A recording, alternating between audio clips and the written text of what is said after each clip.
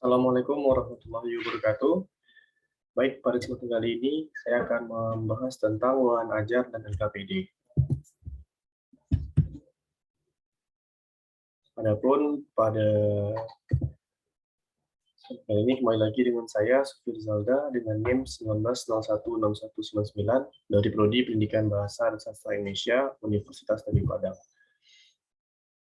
Baik, pada bahan ajar ini kita akan membahas yang pertama pengertian, tujuan, manfaat, karakteristik, serta unsur-unsur bahan ajar. Apa pengertian bahan ajar?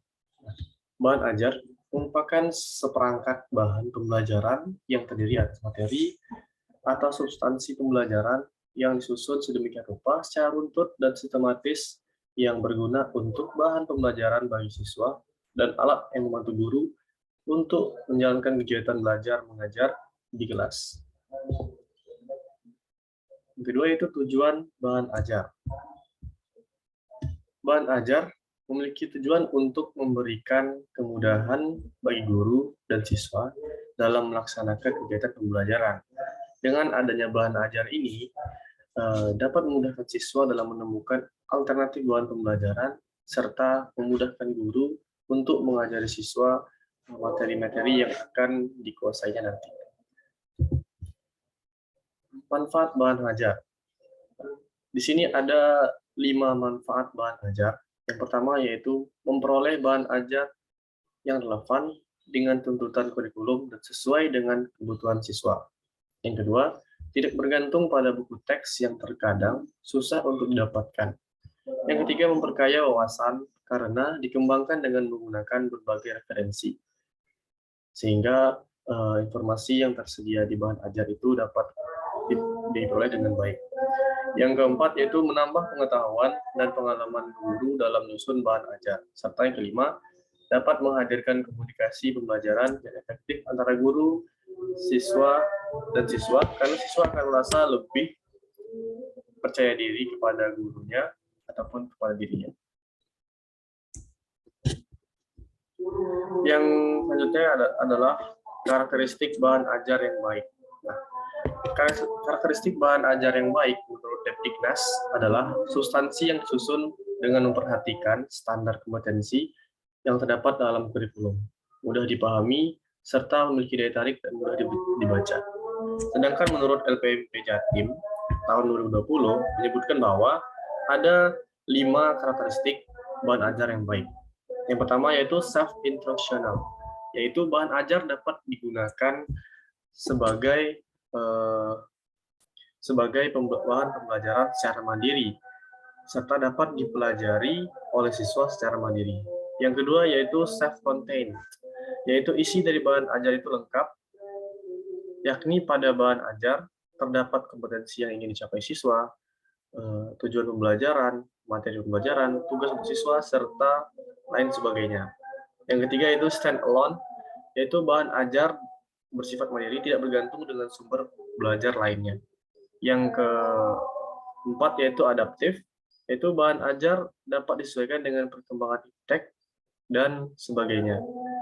Yang kelima user friendly, yaitu bahan ajar bersahabat dengan siswa sehingga mudah digunakan dan mudah dipahami. Misalnya penggunaan bahasa pada bahan pelajaran. Tidak mungkin setiap jenjang pendidikan itu menggunakan bahasa yang sama. Oleh karena itu, bahan ajar ini harus disesuaikan dengan karakteristik siswa serta kemampuan siswa dalam memahami bahasanya. Selanjutnya yaitu unsur-unsur yang terdapat pada bahan ajar. Di sini ada 6 unsur. Yang pertama yaitu petunjuk belajar, kompetensi yang harus dicapai, informasi pendukung, latihan, petunjuk kerja, serta evaluasi. Nah, menurut Mutakin 2016, bahan ajar merupakan komponen dalam proses pembelajaran yang tersusun dari bahan-bahan yang berhasil dikumpulkan dan berasal dari berbagai sumber.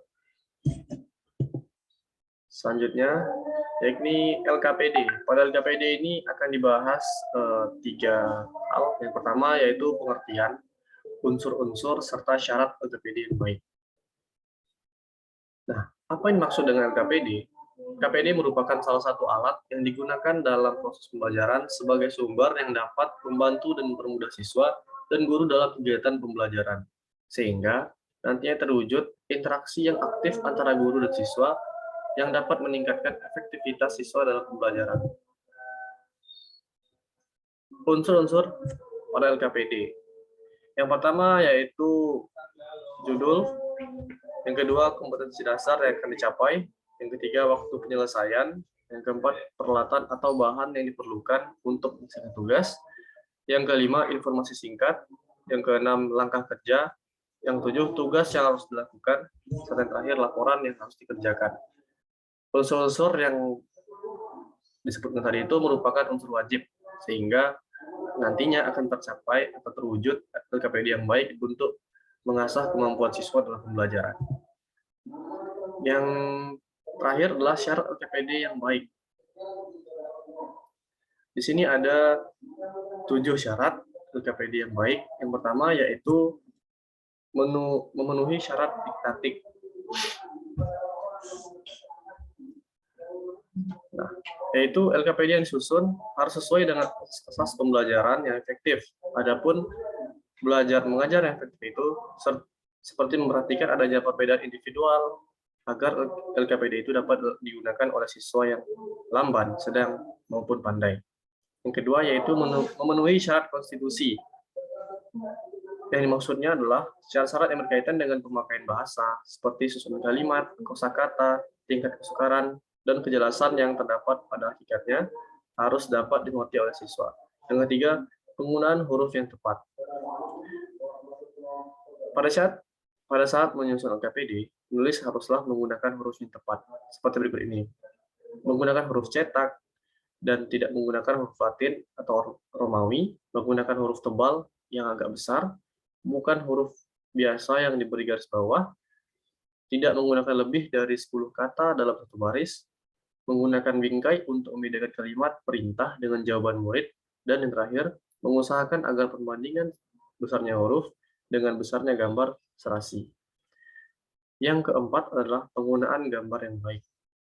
Gambar yang digunakan dalam menyusun LKPD haruslah gambar yang dapat menyampaikan pesan atau isi dari informasi secara efektif kepada pengguna LKPD.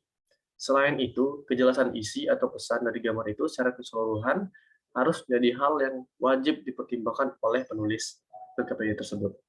Yang kelima yaitu memiliki penampilan yang menarik. Nah, penampilan yang menarik pada suatu LKPD tentu saja akan menimbulkan motivasi siswa dalam pembelajaran. Jika penampilan yang monoton tentu akan menurunkan motivasi dari siswa tersebut. Yang keenam yaitu sesuai dengan tujuan pembelajaran. Nah, LKPD yang memiliki penampilan menarik tidak cukup dikatakan sebagai LKPD yang baik. LKPD yang disusun itu harus sesuai dengan tujuan pembelajaran yang telah direncanakan sebelumnya. Yang ketujuh, yang terakhir, adalah akses yang mudah.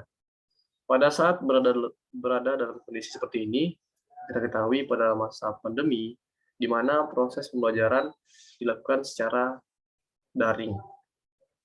Nah, guru harus mampu memfasilitasi LKPD yang mudah dijangkau oleh siswa, seperti membuat LKPD dari Google Form atau platform lainnya secara online, sehingga siswa dapat mengaksesnya di rumah masing-masing.